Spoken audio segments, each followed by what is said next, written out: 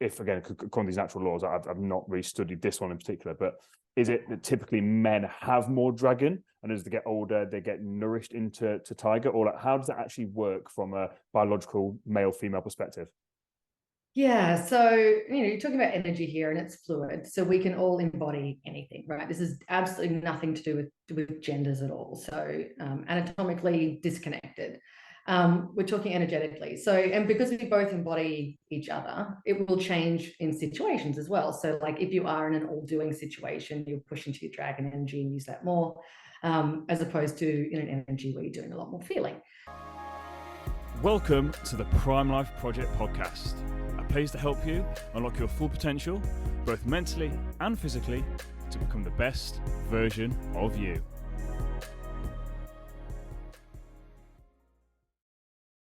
Welcome back to an episode of the Prime Life Project podcast, a place to help you both mentally and physically become the best version of yourself. If you're watching this on video and wondering why I've got my headphones in, I've had a bit of a technical malfunction. Fortunately, my guest hadn't got too far into a flow state. We'd only just started the episode, and then my whole audio equipment decided to cut out. So my guest today is Gillian Harper. Gillian, welcome to the podcast.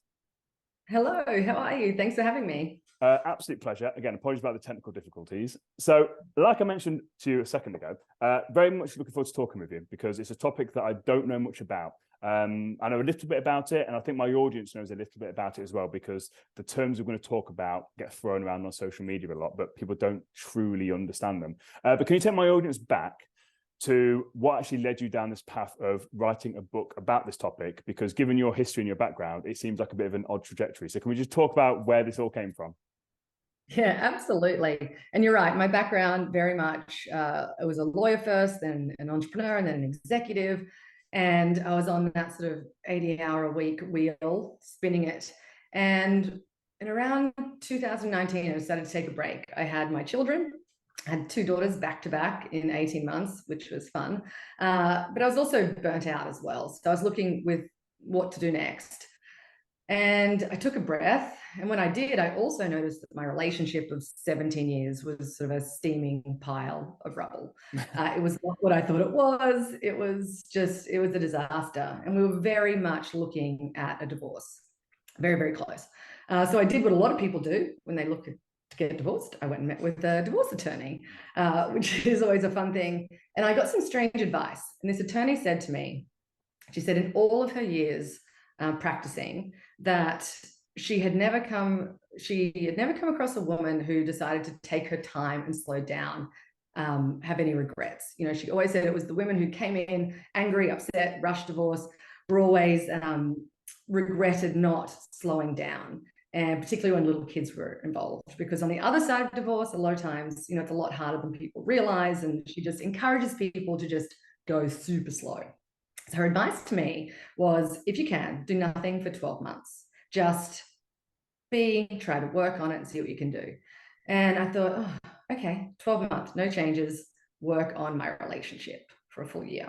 So I became obsessed. I took all that energy I was pouring into my career now into my relationship to see if this was salvageable, and looked at everything: psychiatrists, psychics, took mushrooms, what you name it, we did it all. I'm trying to figure it all out.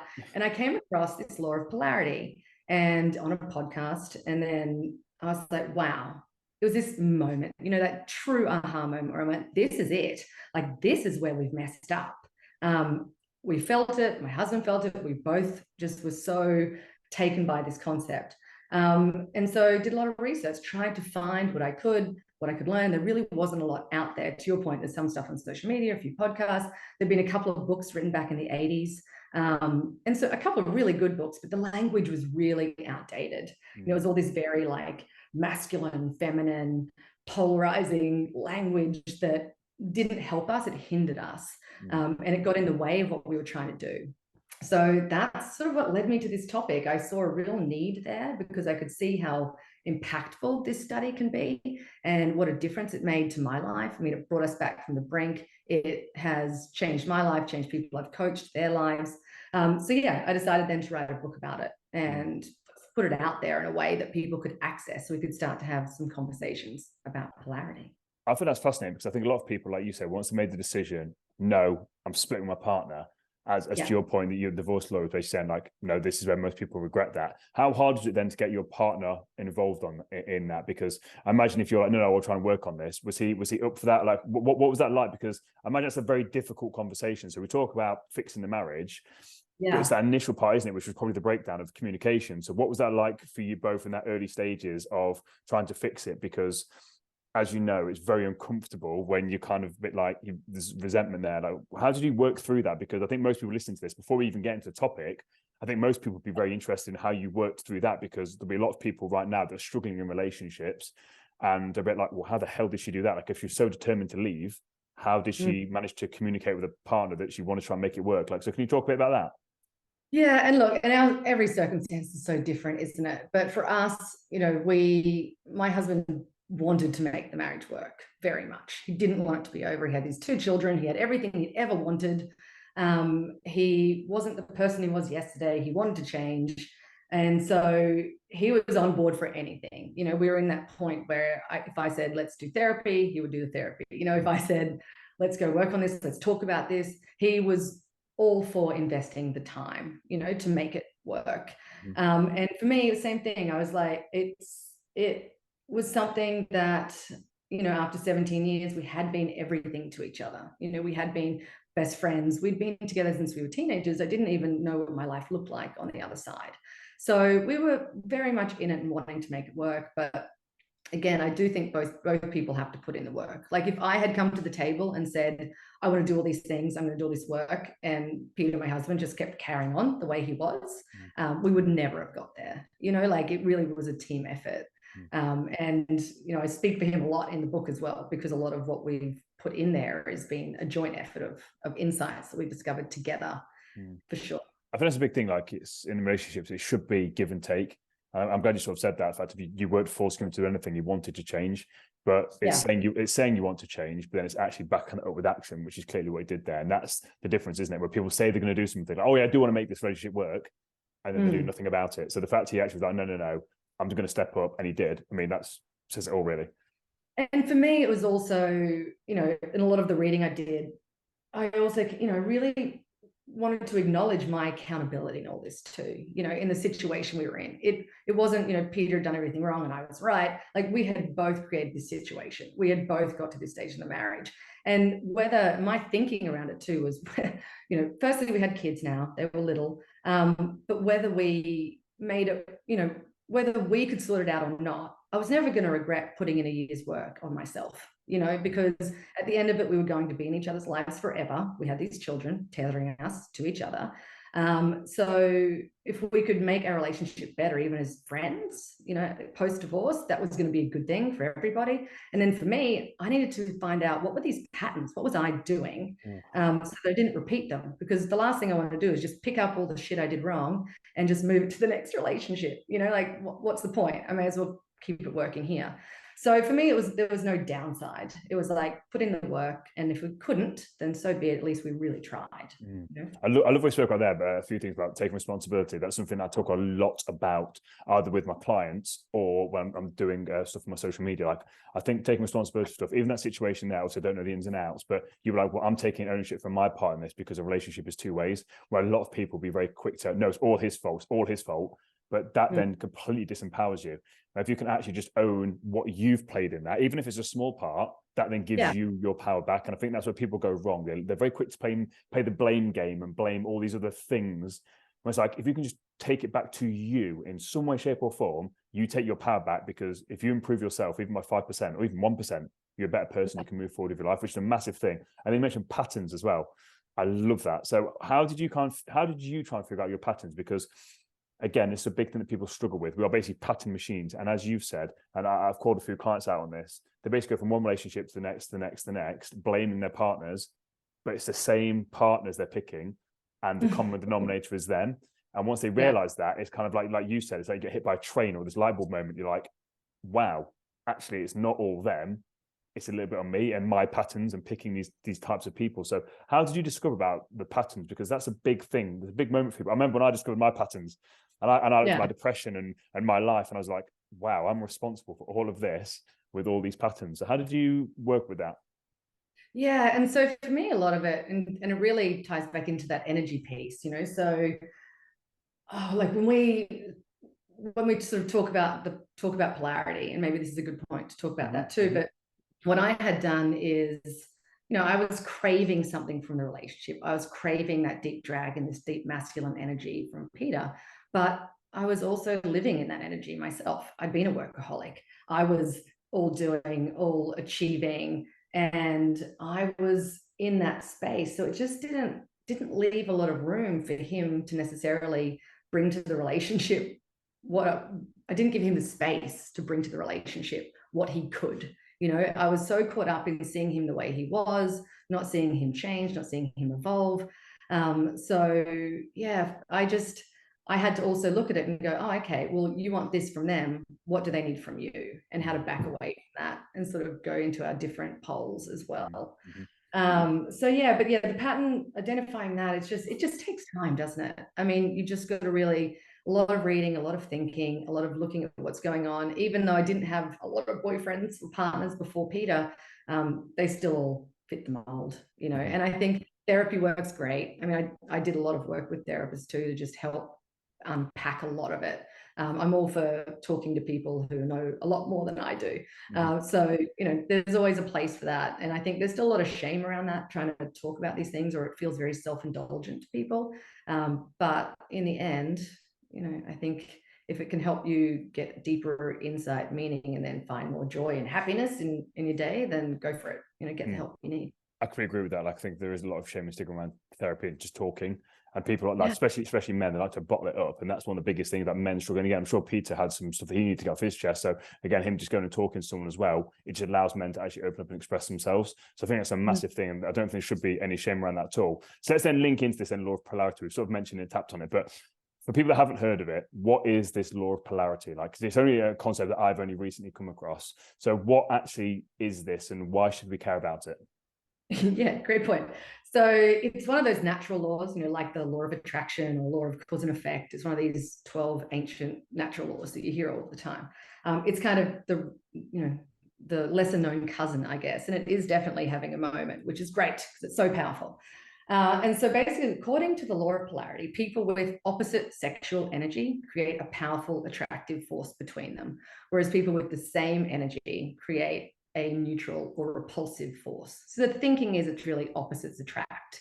And then the greater distance between your energies, the greater the attractive force. So, and when we talk about sexual energies, the traditional term for those were the masculine and the feminine, so the yin and the yang. But again, as we were going through this, those terms just didn't help. You know, they really got in the way of our healing and talking about it. So I started using language derived from Taoism, which is one of the, you know, origins of this law as well. And we started using this language around dragons and tigers, because both of these energies are amazing, powerful. You know, they have a lot of power within them. The masculine energy, the dragon energy, that yang, that's our doing energy. It's the energy that really gets shit done. It's our achieving, it's our competitive nature, and it really is driven by craving and like a deep motto of I will be happy when I am free. Like it's chasing freedom all the time, financial freedom, sexual freedom, you know, physical freedom, you name it. It's this idea of freedom. And on the other side of the continuum, we have this feminine energy, our yin, our tiger energy, I like to call it. And that, if the dragon's chasing freedom, the yin's already free. You know, it's the part of us that is wild, it's ethereal, it's all about the heart. It's all about feeling, it's about connection. It's the part of us that really deeply wants to be seen and loved. You know, a tiger, their mantra is some version of, I will be happy when I am seen, I am loved, or I have someone to see and love, to give all my love to. So that's at the other side. And within each of us, we have both, right? It's on a continuum. It's, you know, according to Taoism, it's around 70-30. Think of like the yin yang symbol. You know, if everyone was all dragon, you would be sort of, you know, high progressive words like toxic masculinity come into it. You know, there's no balance in there.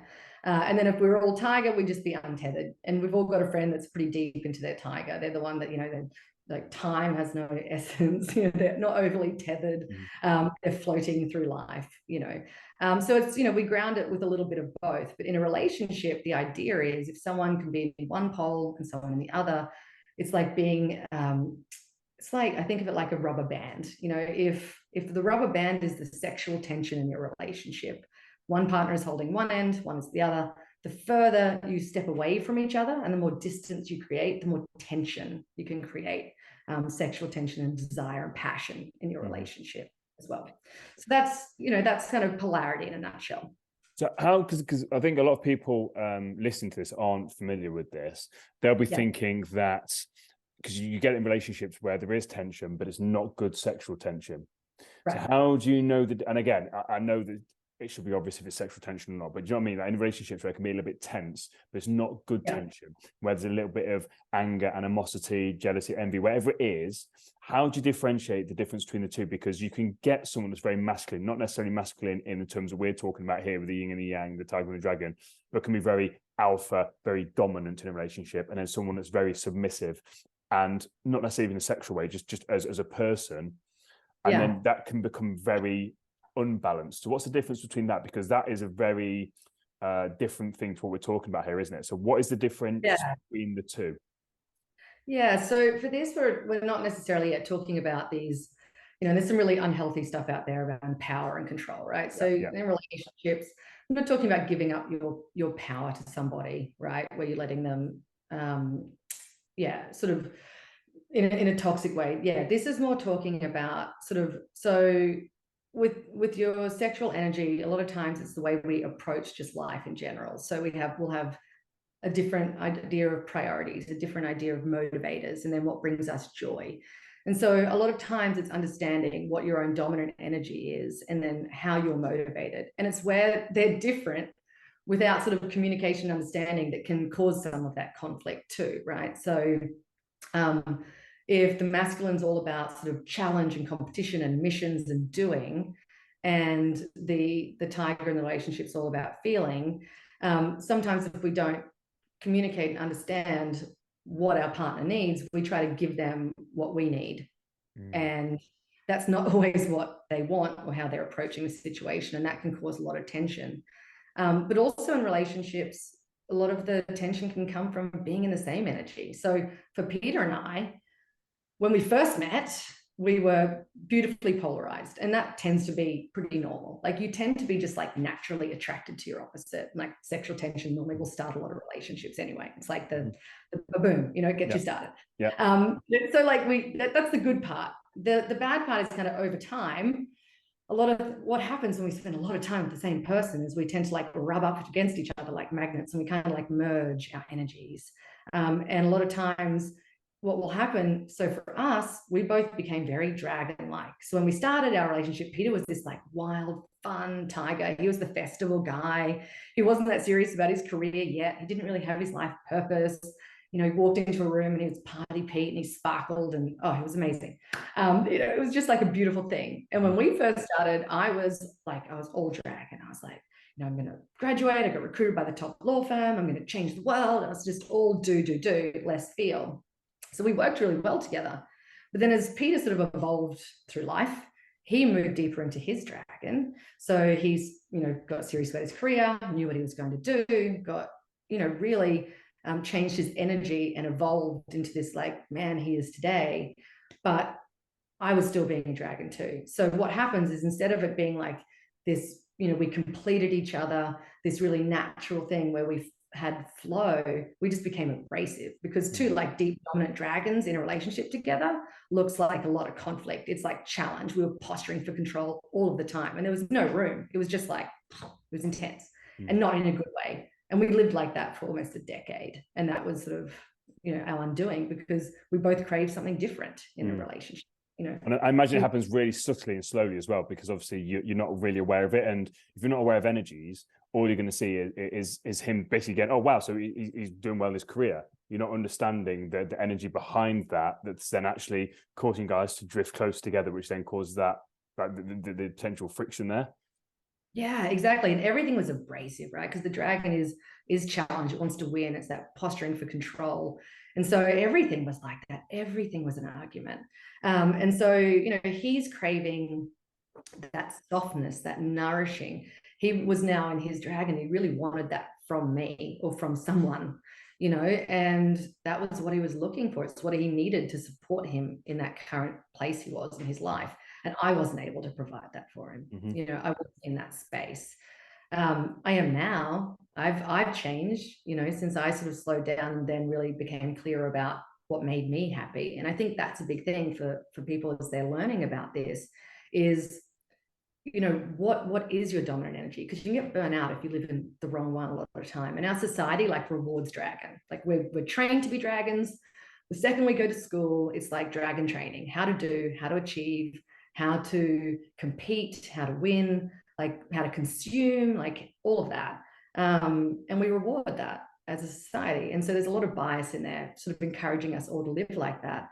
But it's sort of ignoring a big part of, a lot of what makes us happy. I mean, I'm very happy in this feminine tiger energy. It brings me a lot of joy, but there was a lot of shame around that. I didn't feel like that was something encouraged. It was something sort of very judged, which is weird. It's weird that we do that. And especially since you're doing so well in your like business career as well, like you build that up. And again, as a woman in a quote unquote man's world, you've done so well, you like dominated that, to then be like, well, actually, I don't want to live in this world anymore. I want to go into this more feminine, quote unquote feminine energy. Again, it's like you said, like what people think. And that's what a lot of people do, don't they? They stay in an energy or a situation or a job they don't really like because they're afraid of the potential shame and judgment of other people. So rather than living their true authentic life, they would rather burn out, be unhappy, be miserable, just to make everyone else happy about their life, which is a really bizarre concept when you speak it out loud, but so many people are doing it. Yeah, we contort ourselves into what people expect from us, there's a lot of pressure in there. And so it took a lot of work for me to go, oh, wow, no, I was burnt out. This is where I'm happy. This is the space. And that's not saying I can't have a career. I mean, gosh, I've written a book, I'm speaking, I'm doing all of that, but I'm doing it from a place now that nourishes me rather than depletes me, and also nourishes my relationship because that's my priority. It's like, okay, this is coming first. So yeah. Do you find it's easier as well? Now you're living it's almost like the effortless way because you're in tune with your energy. It's not force, it's not go go go. It's like, because again, you're more in a flow state with it all. So it's like you're having this career, but it's on your terms, your time, you're enjoying it, and it's just effortless rather than before you're literally trying to force it, but without realizing why you're forcing it. But once you actually step into what you're supposed to be doing, it literally becomes effortless. Absolutely, just downstream. It's like I've been paddling upstream for years and I was exhausted, and then I finally just let go and I was like, life doesn't have to be that hard. Like, why was I making it really hard on myself? And a lot of that is, it's conditioning, expectations, what will people say?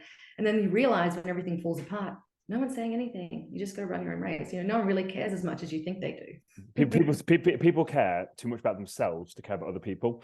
And my thing is, like I say, people say stuff, it's like, okay, I don't care. Like, as long as I'm happy with what I'm doing, I've just got to stage now in my life, I'm like, I'm just content. I know where I'm going. I'm happy with it. And like what Yusuf said there, it's like, once you discover your purpose and where you're meant to be and where you fit in, it becomes effortless. And again, it's not saying, again, I feel like I want to clarify this as well. It's not saying you don't have to work hard to get what you want, but it shouldn't be draining. It shouldn't be just depleting. If you're waking up and not wanting to do the thing you're meant to be doing, that for me is a bit of a telltale sign of something's not quite right there. It should be enjoying the hard work. Like, I've got a thing on my board here that says hard work is the goal. It's like, I enjoy the hard work. Like, you've got to work hard, but it's not a chore for me. It's not hard. It's easy. Does that make sense? Absolutely. Yeah. I mean, writing this book was the most challenging, hardest thing I've ever done. It pushed me to my limit. It's like, wow, like I had to really work through it, so much research. But it was also the most fun I've ever had. It's the most energized I've ever felt. Like I was alive doing it. It felt like channeling, it's so weird. But yeah, the hard work doesn't go away. You still need to put it in. But to your point, it's the process. You can feel the difference. You can feel the flow state for sure. I just want to clarify, like some people to be like, oh yeah, once against my energy, it's gonna be really easy. It's like, no, it's not what I'm talking about here, but it just becomes more effortless and in tune. So because talk about the energy. So I love the fact you call them, like I said, tiger and dragon. I love that because, like you're saying, like most masculine masculine quote unquote men don't like to think they've got feminine energy, even though they do. So it's like, actually, if you can call it tiger, it sounds a lot more like neutral, like, because dragons and tigers neutral. I love that. It's a great concept. Can men have more feminine energy than masculine energy? Can there be more tiger than dragon? Is that a natural thing? Like, is because again, nowadays there's a lot of fluidity and stuff like that, isn't there? So I'm not sure if, again, according to these natural laws, I've not really studied this one in particular, but is it that typically men have more dragon, and as they get older, they get nourished into tiger? Or like, how does that actually work from a biological male-female perspective? Yeah, so you're talking about energy here, and it's fluid, so we can all embody anything, right? This is absolutely nothing to do with genders at all. So anatomically disconnected. We're talking energetically. So, and because we both embody each other, it will change in situations as well. So, like if you are in an all-doing situation, you'll push into your dragon energy and use that more, as opposed to in an energy where you're doing a lot more feeling. So a lot of us just through life are living more in our dragon anyway. And even people who are just like homemakers, they're just homemakers, homemakers, very important. But actually a lot of that energy is dragon energy because it's doing energy. There's like caring in there as well, but most of it is, getting the stuff done that has to get done. But yeah, for men in particular, you do see, and I've done a lot of research in this space, and from the research I've seen, it's about 90% of men do tend to have a dominant dragon energy. They do tend to embody the masculine, and 90% of women do tend to live in that sort of 70-30 where they're embodying the tiger and the feminine. Now, that's not saying, again, so, the other percentage of people, for the most part, can be flipped and can be reversed, and that's super normal. There's plenty of women who are just happy in their dragon. They're not depleted by it. That's their energy source. They love it. They live for it. I've got friends like that. And great. And there's plenty of men who are just all tigers. Again, I've got male friends who are full tigers. They live in their tiger energy. So, it's just different for everybody. And it's more about being authentic and getting that deep understanding. Like when I'm not stressed, when I'm not at work, when I'm not doing things for other people, when I'm sitting at my core, what am I, and how do I feel? How am I motivated? And, there's a few ways that you can sort of think about that.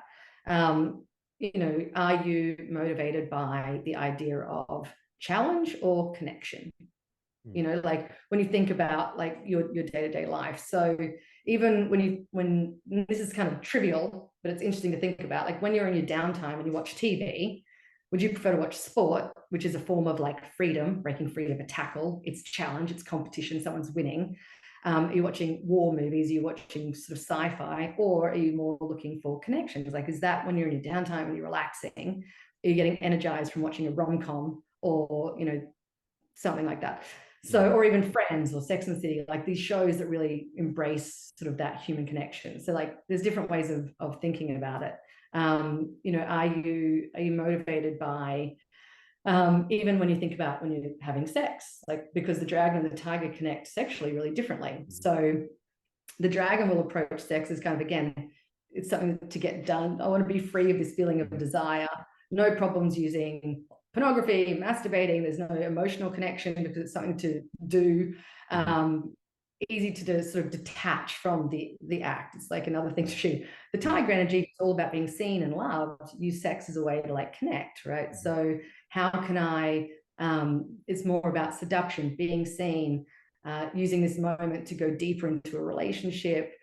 It's a different way of approaching that. And if they feel like they're a tool in a toolbox, there's normally some shame there. It's like, oh, that didn't feel nice because that's not what I wanted from that type of connection. So there's different ways as you go through to sort of test that out and go, oh, okay, well, if I did really think about that, I'm probably more over here in my energy. And once you have a sense of that, you can start to nourish that a little bit more to go deeper and get further energized. I find it fascinating because, again, I talk a lot about energy on podcasts, and I have done before. And again, once you understand that we are just spiritual beings living in a physical body, and we understand we are just energy beings, and especially when we talk about the sex connection, I think that's absolutely fascinating, where we tend to talk about like having friends with benefits, that most women can't do that because they get connected.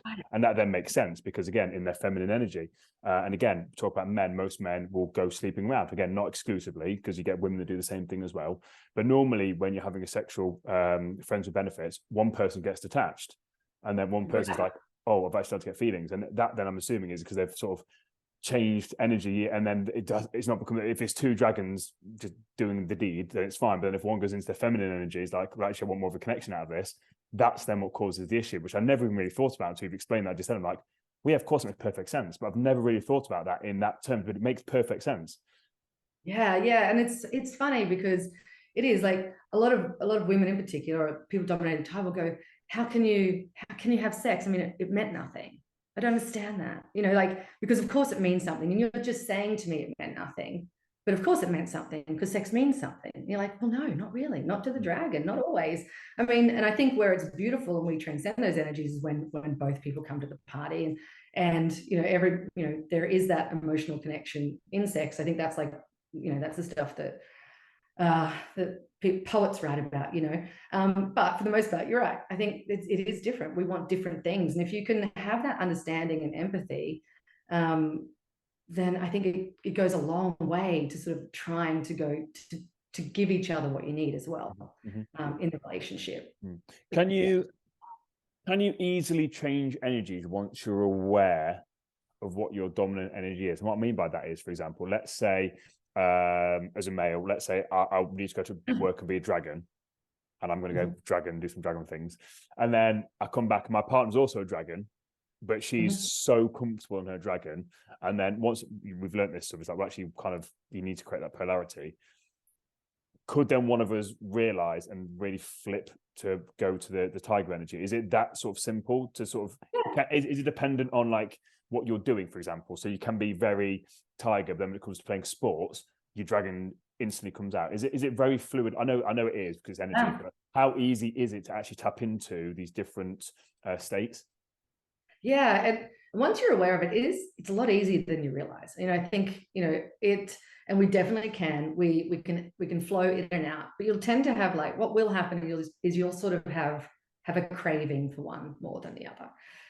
But to your point, if you get home and your partner is full dragon, and you have that ability to change, and if you have the ability to change more and you're thinking about it, you're probably a tiger. Because tigers really do put a lot of work into this stuff, a lot more, because dragons are mission focused, they're purpose focused. They tend to, like, probably not pick up the book. Like, there's a pretty good chance if you're a dragon, you're not going to pick my book off the bookshelf, just because you're probably on a mission, you're probably doing something, you're achieving, you're over there. Yeah, I don't need this. I don't need this. Yeah, it's like, well, I'll think about that later. So the tigers do just tend to be the ones to contort themselves, because they will be the one to be a little bit more aware. They will be the one more likely. And I don't want to put anyone in a box. We all have the ability to do it, but the ones that are paying attention more of the time tend to be the tiger energy. So yeah, you can. There are things that you can do at the end of the day. Like for me, I've got a construction project going on at the moment. I'm doing a lot of work. I am in my dragon all day, and I need to, at the end of the day, because I know a relationship needs it, I need to take a moment and sort of, I call it shedding the dragon skin.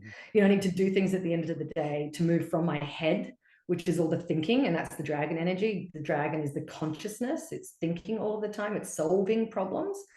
The tiger is feeling. So it's the heart. So if you're even talking about, chakras, it's the heart chakra, it's the opening, it's the feeling, it's the emotion. So for me, I need to do things at the end of the day to make me feel, and not think things through. So it's, I'll try to get in my body, the senses, even if it's like a walk, yoga, speaking to a friend, some sort of connection, like something to move me out of that energy into the space I want to be, because I know that's the energy I want to bring to the relationship. That's what Peter needs from me, because he doesn't have the ability. He is like, he's still working his 80 hours a week. He's searching from me, from that deep nourishing. So when he walks into the door with a million problems and he goes, oh, I had this at work and that at work, because I can solve them, the tendency is I want to meet him with that energy. And I'm like, right, this is what you do. That's how you solve this problem. No. But that's actually not what he wants from me in a relationship. That's sort of an old pattern that got us into trouble last time.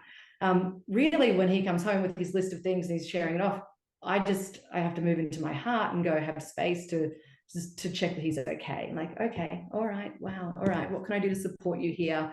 I'm not trying to solve his problems for him. I'm trying to help, bring love to the situation, as opposed to necessarily another, dragon to the situation. I bring my tiger.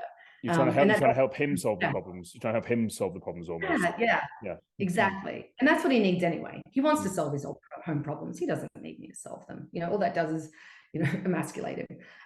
Is it interesting? Because, like I said, what I said at the start of this is a topic that I don't know really anything about. So what I'm doing is, as a single male right now, I'm putting myself back into past relationships.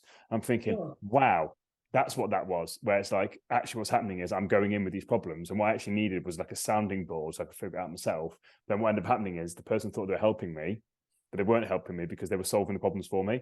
And actually that there then makes me feel like, oh, well, I'm not good enough. And then that makes me feel worse, and it pushes me out of the energy that I'm comfortable in. That's why I love podcast episodes like this, because you're helping me learn. Because I literally am like, wow, you're connecting a lot of dots for me. And I know Mikey's been pissed off in the background because like he's not able to listen in on it because technically I just heard him chuckling, and so he knows this is a good episode. Unfortunately, he can't hear it, so it's I feel sorry for him with this. Now I just want to just go back to, you mentioned something about friends. So let's say you've gone from your dragon, and then you've got to come back, and for your partner, you're like, right, actually, he needs me to be in my tiger. Cool. But you've mentioned one of the things you can do to get into that feeling state is be with your friends. Now, with friends, when it comes to energies and polarity, do you want to have friends that are a mixture of everything, or will that cause tension and issues? Or do you want to hang around with other tigers? Like, what's the situation with that? Because I'm very fascinated in, obviously, in the relationship, we know opposites, perfect. When it comes to a friendship group, because a lot of people do struggle to fit in, find friends, keep friends. Is that to do with this law of polarity as well? Yeah, it can be. And really, it's how you get energized as well. So, when I need to nourish my tiger energy, it helps to spend time with other tigers. There's no doubt about it. Because what we're trying to do is we're trying to fill up. And it was interesting. I struggled in my 20s when I was in my dragon energy all the time. I struggled to make female friends. Like, it was really hard for me. And I would sit in these relationships where they're like talking and feeling, and I'd be like, we'd be at a barbecue and I'd see like the men over there talking politics and this, and all I wanted to do was stand over there. I was like, God, don't make me sit with women, Pete. I don't want to be over there with women. Please let me just come have man. Like, it's so much more rewarding for me. It was fascinating. And again, even for me, as I learn about this, I can look back now and go, oh, that's what that was. I wasn't in that space. I felt like the tiger chat was just painful. It's like, oh God, they just talk about weird, thing. Oh, they're not talking about anything of substance. Now I crave it. I love it. I go out with my tiger friends, and like, because tigers, even we talk about our problems, and back to sort of problem solving, which is kind of interesting to what you were mentioning before. Like, when dragons talk about problems, they really talk about it to solve it. So they'll either talk about it with someone who can help them fix the problem, or they're going to talk about it to like clarify maybe that it wasn't their fault that the problem started in the first place. It's like this clarifying and then solving. So they want to make problems smaller, and they want them to then go away. That's it. That's what we want from our problems. We want them to get smaller and then fixed and move on. The tiger energy, like our problems, it tends to be we want to feel it. We want to feel it all the way through. We don't necessarily want to fix it. We want to talk about it. We want to make it bigger. And then our problem that we're having today actually turns into the same problem that happened yesterday. And then that reminds me of this problem that happened last week. And we like grow, we expand, and we make our problems bigger. And it's very hard to do that with a dragon, because again, they're going to try and solve it. We don't want to solve it. We want to talk about it. We want to feel. We want to fill up. And we want to use this as a way to kind of feel it all the way through till it like ruptures, and then eventually it goes away. But you kind of need, so I love that. So now with my tiger friends, we all sit around, we solve our problems, we talk about everything in circles, we talk about them 10 times over. It's just such a different place. And then similarly, to go deeper into your dragon, being around other dragons is really powerful, particularly dragons that you respect, because that's what the dragon wants more than anything. The tiger wants pleasure. The dragon wants respect. It's craving it. So if you can surround yourself with other dragons that you respect, that will help you go deeper into that energy as well. That's sort of, when you see a group of dragons, it's always the most successful dragon that everyone's respects the most, normally gets the most floor time in the group. Anyway, yeah. There's so much in that. No, there is, and like I said, it's my brain's just going in overdrive now, because I'm thinking that a lot of people need to understand this, because this is where a lot of the problems in relationships come. As you said, as a woman, if you're predominantly tiger energy and you want to talk about the problems, and your partner's dragon energy, and you're like, no, he just wants to solve the problem. If you don't know that, you're going to get mad at him because I just want to talk, and he's like, well, I want to solve it. Like, because again, I think about myself. When there's a problem, I don't like, let's talk about it. I'm very big again on the art of communication. Tell me what's going on, but let's solve it. I don't want to spend all day talking about this. I want to know, right, what's the problem? How can we fix it? And let's move on. But if you don't know that as a tiger, sorry, you're going to think that the dragon's being insensitive, but he's not. He generally does care. But just like, I care enough that I want to move on. Whatever this negative problem thing is, I want to solve it and we can move on. But then if you don't understand that. And when you bring it up the next day, the dragon goes, "We solved this yesterday." Yes, like, yeah, and then the dragon gets agitated. She's like, "I thought we'd solved this. Like, what? We've literally just go, oh no. I found a new part I want to discuss." And the dragon's like, "What?" Like, but again, if you don't know this stuff, again, it can cause arguments. But if you understand it and be like, right, I know what she's doing here, or I know what he's doing here. Cool, that makes perfect sense to me. Yeah, and it's part of like, and also when the dragons got a problem, they want solitude, and we kind of like chase them down, and the tiger's like, "Tell me about it. Tell me about your problem." And the dragon's like, "I don't really want to talk about it. I don't want to talk about it. I just want to go to my den of solitude. I want to solve it. I don't want to make it bigger." And then we get hurt, like, "Why don't you share? You're not letting me in. You're not letting me why doesn't he care? Why doesn't he care?" It's like, well, it's not nothing to do with that. But again, people getting confused of what's been said. They're taking it very personally. The tiger will take it as a personal attack, but it's not personal. The dragon's just doing his sort of thing I know what I need. Let me just do my thing. Again, equally, same with the tiger. When the tiger wants to talk about it, and the dragon's trying to shut them up. It's like, no, you need to understand what the person's, they're trying to get their need met. And their need is they want to just talk about it and get it out. But literally, I'm loving this. Yeah, it's fascinating. There's a few places where that happens a lot, like patterns. Stress is one in problem solving. Another one's around money, because we have really different attitudes. And the other one is this sort of approach to sex. They're like the three hot buttons that just like play on repeat. We just keep repeating these same mistakes. So, but once you know about it, to your point, you can start to approach it differently. So now when I have like a problem, I'll be like, do I want to solve this? I actually ask myself that question. Is this a problem I want to solve and to go away? Or is this something I just need to feel through and vent? And if I want it to solve, I take it to Peter and I let him solve it with me and we solve it. Mm-hmm. If it's something that I go, no, I'm just mad about this. I know, because you know what? Tigers can solve their own problems. Of course we can. We've had plenty of dragon training. We know how to do stuff. We can do it. We just don't want to. And so, when I know that, when I know the difference, then I go, I'm taking this somewhere else. I'm not going to bring this home at night and ruin my evening with Peter, kind of going over this. Let me like call my mum, or I'll call a girlfriend, or I'll write a message, or I'll find a different way to work that through. And not necessarily bring everything to the relationship. And at first it felt weird, because I was like, aren't you just creating boundaries? Shouldn't we share everything? Shouldn't we bring all of this to each other all the time? But I think that's also a problem of what we're doing today. We're expecting our partners to be our everything. Yep. We want them to be our TV watching buddy, our workout buddy, our life coach, our career mentor. And if you're working at home, you're co-workers, because you're in desks in other parts of the house.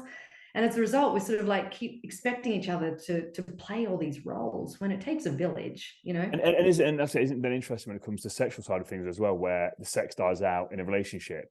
But then, as you said, is it any wonder when you're playing all these roles for someone, like for each other, like you sort of lose the fact of actually a sexual partner is a role that you should be playing. But if you're busy, like I said, being a life coach and a gym buddy and this and that and this and that, it's like, well, actually, where's the energy to actually then do that? Because you're giving all your energy to these other things. And when it comes down to that, you'd be like, oh, can't be bothered. Or you then sat there in bed talking about business or talking about the gym, or it's like, well, that's not really what, you can discuss it obviously, but it's like, my point is like, it kind of peters out and doesn't really become a thing. And then you get confused as to why we get tempted outside of the relationship as well, because we're craving something different. Yeah. And so I think part of it, if monogamy is really important, then sitting down and going, what is the role of this relationship? And both parties being really honest about that. Like, are we financial partners? Are we just co-parents? Are we friends? But if this is our primary relationship and sex is really, really important in every relationship, then let's prioritize that. Yes. Because I have friends over here that can be friends. I've got an accountant or a financial advisor who can do that for me. I have all these other people that can play that role, but my partner, my lover, if that's just going to be my monogamous relationship, then I need to create the space to make sure that can happen there. And I need to know how to create space for that desire, even if we've been together for 20 years, like it's still a priority. Is that interesting then, when I'm thinking again how I've been in past relationships, isn't it then interesting that it's not, it's in my head, if I'm thinking, I've done some stuff. And again, I've done a lot of reflecting on this and then taking responsibility for the part I've played in relationships, which were most of the time all on me. Like I was the problem when I look back at it. But when you're talking there now, I'm actually thinking about it like, actually, I put so much into the person that I was with. They were pretty much everything that I had. And then the sexual side of things, because that wasn't a thing there, I was then tempted elsewhere. And again, I'm complete transparency. That was me. That used to be me until I realized that it was me that was the issue with that. But then, as to your point there, it's actually, well, if you're not prioritizing that, and that's a key thing for me, which it is in a relationship, for me, it wasn't the fact I never liked these people or loved them. And they were amazing people to me. It was the fact of I had a need, it wasn't getting met. And at this time, I didn't have to communicate that, to your point here. Like I had no idea. So I was just like, well, actually, I'll just go here, get it. But to me, it's just like just scratching an itch. But actually, the whole thing, again, for the tiger, that's a massive thing. And again, too, you said that now, you kind of connected a lot of dots for me. And I'm just sat here like, wow, this is explaining a lot of, I've taken a lot of responsibility and ownership for how I've been. But what you're doing is making me understand it on a different level. And I hadn't really thought about it like that. And it's really powerful for me. Yeah. And once you also know what you need, right? So for me, even on the sex side, it was, I didn't want to feel like a tool. So, rolling over in the morning, when I'm, smelly breath and I feel gross and I don't feel like I can be seen, right? Because you want, and the tiger energy wants to be seen and be loved, right? So I don't want to be seen when I'm like that.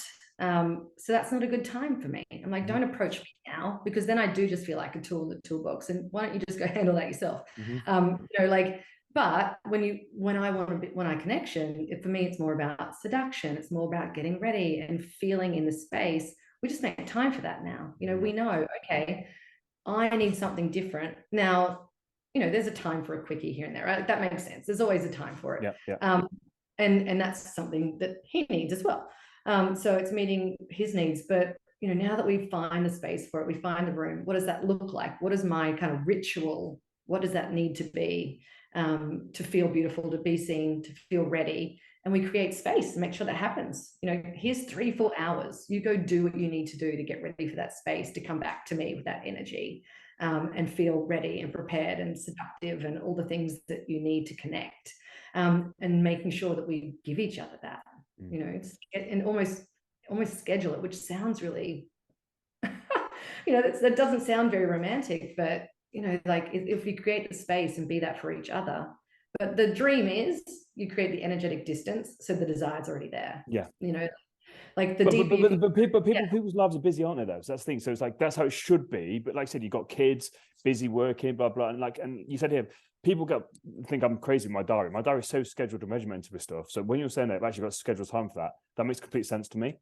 Just as you said, like if I'm like, right, let's go right now, and you're like, what? Like, no, like, hell no. But it's like, actually, if you kind of know, and I kind of know, right, well, actually, you know what, this is, it completely changes how I would approach it, how you'd approach it. So it's not literally regimented of, right, 6 p.m., let's go. It's not that at all. And that's why I think when people talk about scheduling things, they think it literally is that, but it's not at all. It's just like a rough sort of guidey thing of like, right, we need to kind of make time for this kind of here. And then you kind of just, again, very natural and let it flow, rather than, no, 6 o'clock, you've got me 6 till 7. It's not how it is. It doesn't work like that. No, we've got a pretty strict like Saturday night date night ritual, and where I take Saturday afternoon, I do all the things I need to do, and light a candle, play some music, because it's more than just like it's taking the time. It's creating the space energetically for it, right? So I move into that space, I relax from the day, and I can't be cooking pasta or the mac and cheese and the nuggets and no, cleaning the house and unloading the dishwasher and then okay, 7 o'clock, boom, let's go. Now I feel beautiful, right? It just, I don't work like that.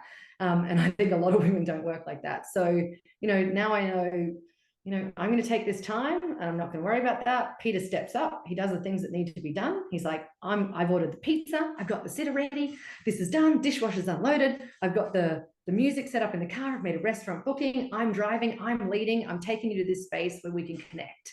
I'm dragging it. I'm dragging it. He's literally going. I'm leading. Yeah. I'm leading, and I use that time to surrender, because it's actually the surrendering, and even that word. Oh, I say it out loud. My nervous system just goes. Surrender. And it took me a long time to learn, like surrendering the decision making, surrendering the doing, going with the flow, bringing that open energy just all the feels to it rather than all the thinking, then that takes me to a space where I'm ready to connect. But it takes practice. We get trained to do, not to let go. And it starts with the small things. So it'll even be, you know, I don't make any decision on what restaurant we're going to. I don't attempt to drive. I don't think about, why did he take that left? He should have gone right there. Why did he, God, that's, you know, you gotta let it all go and just kind of, I'm in that space. And that took a lot of practice. But I think it's a real interesting you said there as well, because what you're doing is you're letting, quote unquote here, because again, this is not, I'm just using man-woman relationship here, but you're letting a man be a man. Like, right. and in that situation, if you, again, the art of communication here, rather than just saying, right, I'm going to have some time for myself, you need to look after the kids, you need to do this, he was going to be like, what are you on about? But if you had been like, you like you said, it's like, no, you're in charge.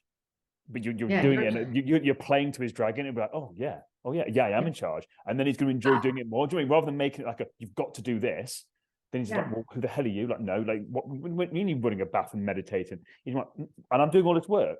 But if you flip it and you play to it, and you know what you're playing with, again, you know the energy, you know what you're playing with. No, you go be alpha. You go do that thing. You organize it.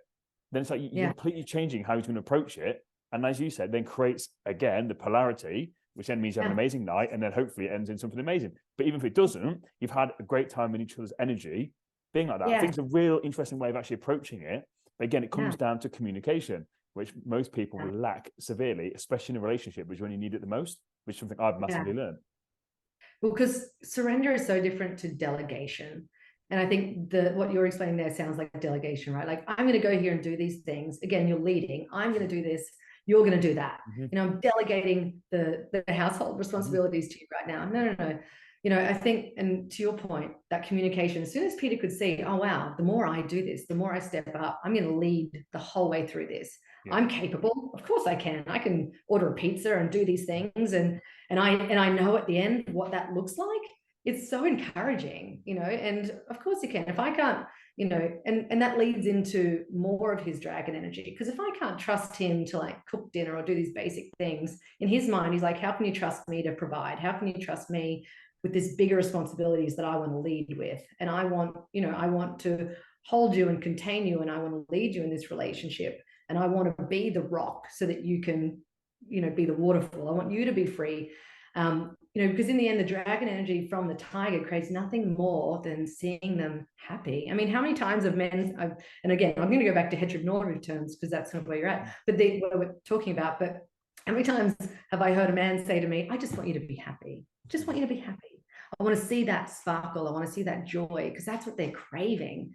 And so, you know, the same way that the tiger's like, I just want you to hold me, to be strong enough to let me let go. You know, I want to feel safe with you. Safety is everything. And that safety comes from like doing what you say you're going to do, following through, leading, decision-making, all those things that build like masculine structure are the things that allow the femininity to relax, you know, and move into that pleasure state that you're craving. I mean, what's more beautiful than embodied pleasure, you know, of the feminine energy? I mean, people pay a lot of money to watch women dance and move and, you know, like the female express themselves. I mean, gosh, look at Beyonce. I mean, you know, when she moves and she like lets go, like it's a magical thing. Like I'm captivated by it. You know, all these like this free flowing energy. We're so attracted to it. And so it's like, how do we create space? How do we feel safe enough to let go into that and bring that? Because that's also where we're energized. Makes us so happy. I want to just flip back to something that I wrote down earlier on. You've kind of touched on it a bit there, just a little bit. It's something I've not really discussed on the podcast before. That me and Mikey touched on it a little bit about toxic masculinity. Do you think that's such a thing? Like, can people be too dragon? And if there is such a thing as toxic masculinity, how is that created, do you think? And what can guys do, or the woman, if that's such a thing? Like, because again, if we're talking about this toxic masculinity, toxic dragon, then I'm assuming that means that a woman can be toxically masculine. So again, that's something that I've not really discussed. Is that really a thing? Can you be too in your dragon? Can you be too toxically, quote unquote, whatever that sounds like, masculine? Yeah. And so I'll sort of separate those things. So no toxic masculinity is its own topic, that is out there, but you can definitely be an unbalanced energy. I think, and you can see that we've seen those people. I mean, that 70-30 ratio is sort of the happy place, because even when you get into workplaces, I mean, if you're all drag and all doing, you have no connection, no feeling, no empathy. Yeah, that doesn't look healthy at all, and that's fine. You want to live on your own, work on your own. Maybe you're a technician that works at your computer all the time. You don't need to connect with anybody in any way. Fine, you could probably survive in that state.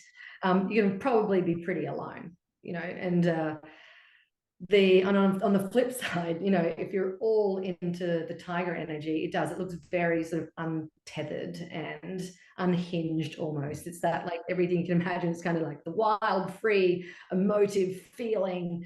It can be too much, and we all have that friend that's a little bit too tiger. We're like, oof. Like, we're all the one, and we're like, oh, that's just her, just doing it.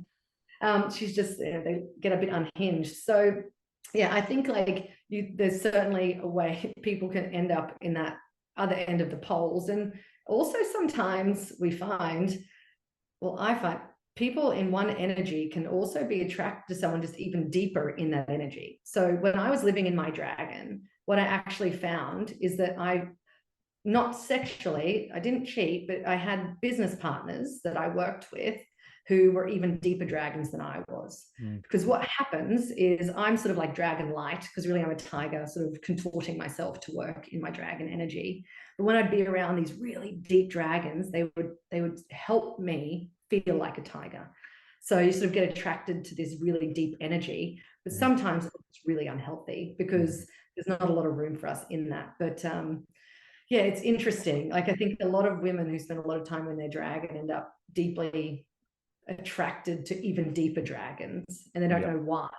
But then when they end up with them, it doesn't always end well, because there maybe is not a lot of space for them. There's not a lot of feeling. They can be very selfish and, not have the space that we're hoping for. Does that make sense? 100%, because that's something that I've had to really work on myself when it comes to, again, being a business person and growing the business, that I was so go. I was too much in my dragons. I basically had to realize that, again, not knowing what it was, not knowing it was really energy. I was just like, I'm literally not making space for anything or anybody here.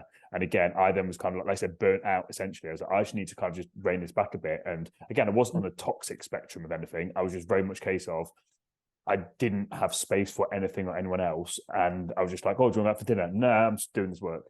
And it just leads you to be very, very alone and very isolated, which, again, felt great at the time. But then when you kind of step out of it, you're a bit like, yeah, I kind of need that connection with people. Because, again, I was neglecting that side of me. And I think that's very important, where it's like embracing that tiger side. If you are a dragon, embracing that tiger side doesn't make you any less of a dragon. It's actually allowing you to have the opposite. So you can't have the good without the bad. Again, you need that polarity. You need the up and down. You can't. There's, again, the law of polarity. Everything has polarity.